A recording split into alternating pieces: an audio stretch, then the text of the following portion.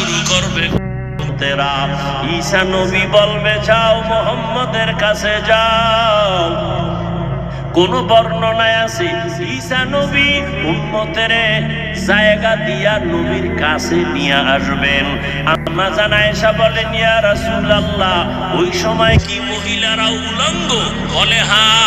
কয় পুরুষেরা উলঙ্গ? বলে হ্যাঁ। কারো কি লজ্জা লাগবে না? নবী বলেন আয়েশা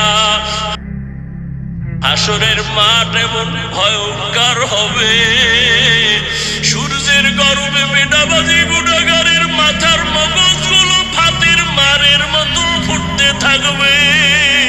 কান্নায় এত পাগল কেউ কারো দিকে তাকাবারও সুযোগ হবে না। নবী নিজে কান্না করতে